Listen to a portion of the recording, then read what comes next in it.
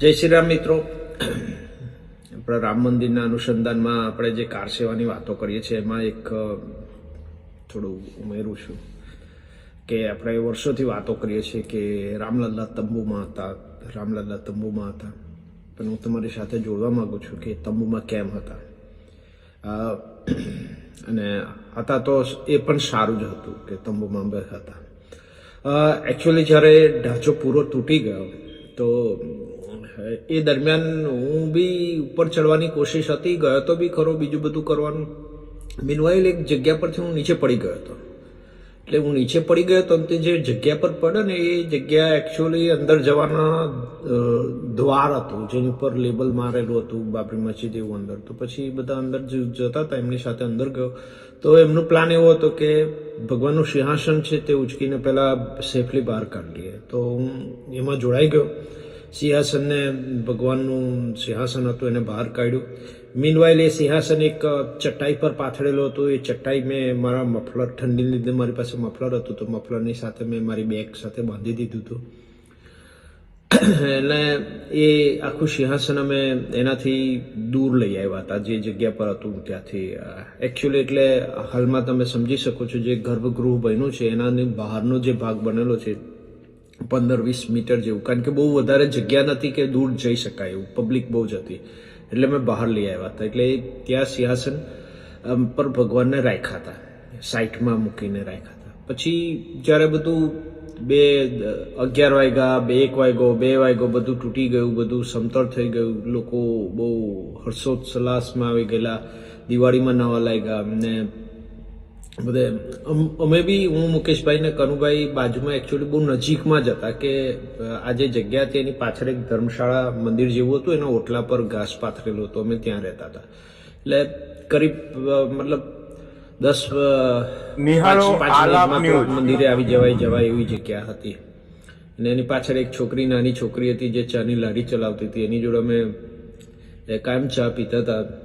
એની complain બધી બહુ કહેતી હતી. કદાચ શ્રી રામે આજે એની કમ્પ્લેનો પૂરી કરી હશે. જે બેટિયા જઈ જશે ત્યાં બહુ ખુશી હશે ને એને જે કમ્પ્લેનો કરી હતી હું અહીંયા કહી શકું એમ નથી સોશિયલ મીડિયામાં. બહુ નાની છોકરી હતી. પછી અમે જ્યારે રાત્રે ગયા ને તો થોડુંક વાતાવરણ એવું હતું કે રાષ્ટ્રપતિ શાસન લાગી ગયું, પણ એકચ્યુઅલી પબ્લિકે છે ને આજુબાજુના આવવાના રસ્તાઓ બંધ કરી દીધા હતા, બિલકુલ ટોટલી ક્લોઝ. કોઈ આવી જ ના, કોઈ વાહન ના આવી શકે, કોઈ માણસ ના આવી શકે. પબ્લિક એટલી બધી હતી કે કોઈ એપ્રોચ નહોતો. તો પછી જ્યારે હેલિકોપ્ટરથી કમાન્ડો ઉતારવામાં આવ્યા અને રાત્રે આજ પ્લાન થયો કમાન્ડો ઉતરવા બાઈ જાય હેલિકોપ્ટરથી અને એ જગ્યાનો કંટ્રોલ લેવાની કોશિશ ચાલુ થઈ ગઈ. એ દરમિયાન સંતો તરફથી માઇકમાં આહવાન થયું કે તાત્કાલિક રાત્રે 12 વાગે 12 સમથિંગ પહોંચી જાઓ, હમણાં તાત્કાલિક મંદિર બનાવી દઈએ.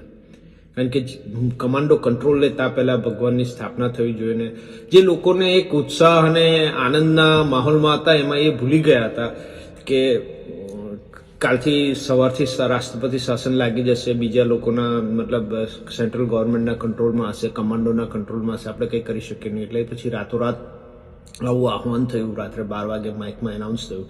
એટલે અમે બહુ નજીક હતા, દોડી ગયો તાત્કાલિક. ને જે ટેકરા જેવી જગ્યા બની હતી ત્યાં, એ જે જગ્યા હતી ત્યાં થોડી જગ્યા તાત્કાલિક સમતળ કરવા લાગ્યા. ને કોઈ કીંટો લાવ્યું, આ લાવ્યું, તે લાવ્યું, પાણી લાવ્યું.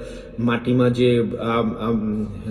ઢાંચાનું જે બધી માટી પડી હતી એમાં જ પાણી રેડીને એનો માટીનો કાદવનો ગાળો બનાવીને ઈંટો મૂકીને ચણવા લાગ્યા. કરીબ 4-5 ફૂટ જેટલું ચણી કાઢ્યું હતું. મેં એક ખૂણામાં જે લક્ષ્મણ ટેકરા બાજુનો ખૂણો હતો એની બાજુના ખૂણા પર હું જ કામ કરતો હતો. 7-8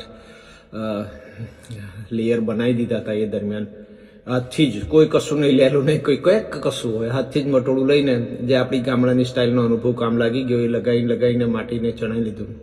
ને એમાં પછી તાત્કાલિક રાતોરાત સવાર 6 વાગ્યા પહેલાં તો એમાં એકચ્યુઅલી ભગવાનને બેસાડી દીધા હતા.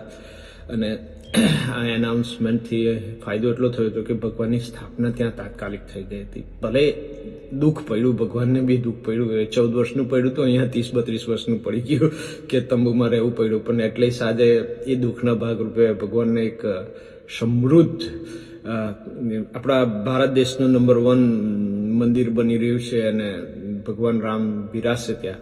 પણ એક જે તાત્કાલિક નિર્ણય લેવામાં આવેલો એ સમયે કે નાનું તો નાનું પણ ઈંટોનું આવું તે તંબુનું મંદિર બનાવી દો. તંબુને એ બધું તો પાછળથી સરકારે ને બધા લોકોએ બનાવ્યું કે ભગવાનને ખુલ્લામાં ના રાખી શકાય એટલે એમને ઉપર ઢાંકીને બનાવી આપેલું. પણ એકચ્યુઅલી જે બનાવેલું એ ઈંટો ચણીને આજુબાજુની જગ્યાનું બનાવેલું હતું.